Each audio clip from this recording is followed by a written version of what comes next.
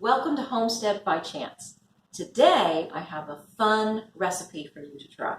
So a couple of weeks ago, I was at a sustainability fair with my booth, and I was talking to this woman from Romania. We were talking about the various plants that they have over there that we also have here.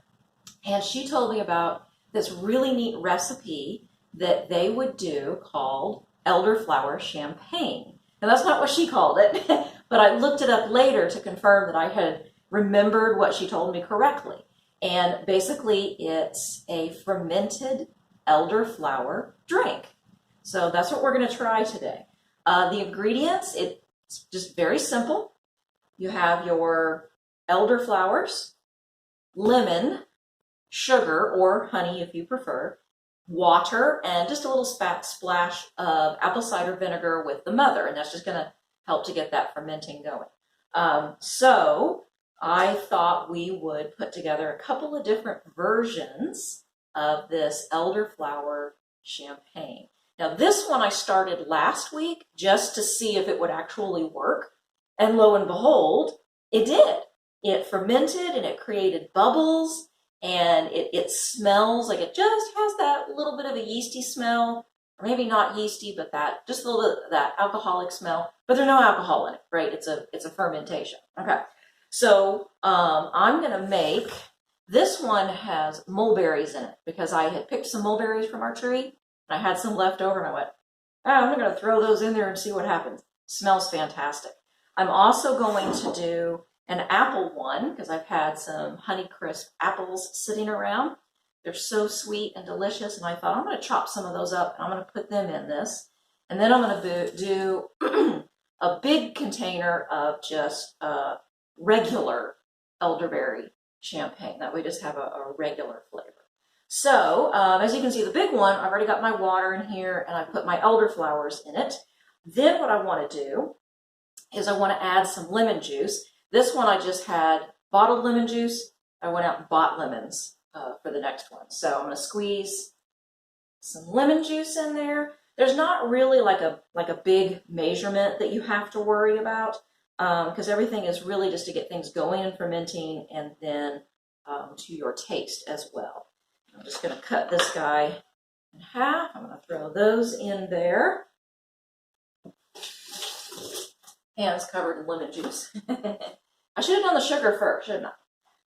So then we're going to get some sugar, and I think I put in like maybe 4 tablespoons in this quart jar. So I'm probably just going to do, like a random half cup of sugar, and that'll get it going. And then my little splash of apple cider vinegar. For this, literally, I just did a splash. For this one, I'll do a bigger splash. And because of all the other stuff in it, you're not going to get like that, oh my gosh, it tastes like vinegar. All right. So I've got my sugar, my apple cider vinegar, my lemon juice, and my water in here. I'll put a couple of extra slices, get it nice and lemony. I'll save some of these for the smaller jar. All right, and then in my smaller jar here, my elderflowers, and you can see, I mean, I've just cut, you have like the big bunches. Because it's a small jar, I just cut them down to little small bunches, and just gonna put, the flowers are coming off now. It doesn't take a ton from the different recipes that I read online. I didn't put a ton in there. I might put a little bit more in this one. I don't know, just because I'm feeling it. So one more. All right, we'll do that. This time I'll do the sugar first. And like I said, just like maybe 4, I don't know, maybe it was 3 tablespoons. I didn't put a ton of sugar. And obviously you can do it to your personal preference. I'm just going to put that in there. All right. Just a splash of my ACV. Then I'm going to go ahead and put the apples in. I'm going to make this one an apple flavored drink. got my lemon slices here. Squeeze some, oops, seed. Everything's going to get strained out anyway, so squeeze some nice fresh lemon juice in there.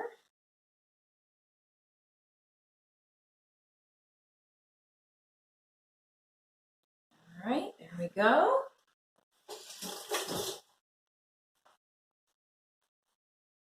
And what you want to do is the recipes that I read said to let it sit for 2 or 3 days,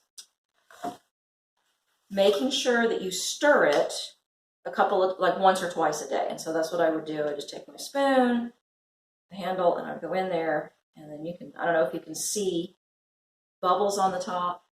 I can hear them. I can hear them popping. So I just want to give these a good stir.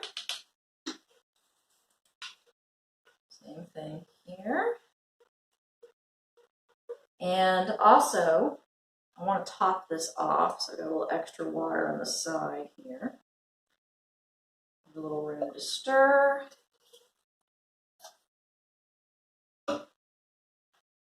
And then what I did is I let it sit for about 3 days, stirring it every day. And I just put the lid on at an angle like that. Keeps anything out of it, but it allows it to burp as it ferments. So I do that every couple of days. And I thought I would give it a couple of extra days longer. So this has been sitting for about a week. I think at 5 days it was really good. And then the recipes that I read, everybody has their own opinion. You drink it right off the bat if you want. Others say to go ahead and strain it and put it in the fridge and let it do a little bit longer cold ferment, keeping in mind that it will have to continue to burp. So don't seal it up. You'll have an explosion in your refrigerator. So I think there's, a couple of different ways that this could be done depending on your preference. But the main thing, just remembering to stir it and let it ferment properly. And there I'm going to put that just at a jaunty angle so that it can continue to burp. And I've got my big one right here. And those can do their things, and they should be ready to go a little bit later this week. Now, for this one, we're going to go ahead and strain it. I'm going to see what we get. Beautiful pinkish red color with all those mulberries in there.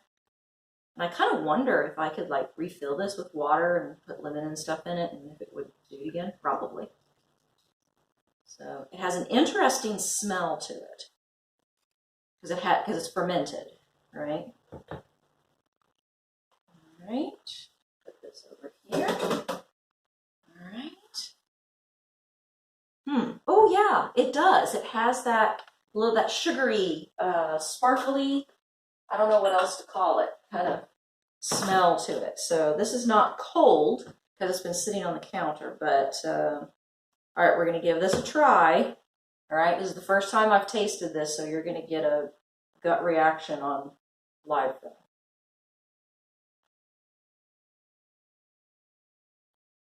Oh, that is interesting. It is. It's sparkly. So no wonder they call it champagne. And it's got a little bit of a lemony flavor, obviously, because there's lemon juice in it.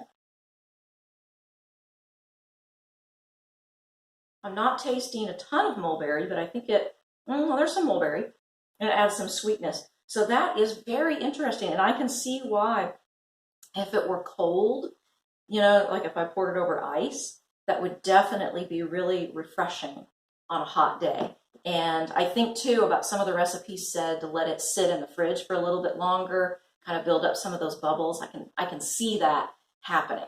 So there you have it, an interesting summer drink to enjoy, and I hope you give it a try as well. And I can't wait to find out just the regular one, what it tastes like compared, and then my Honeycrisp apple one. So I'm excited about those. Thank you for joining us. Don't forget to hit that subscribe button.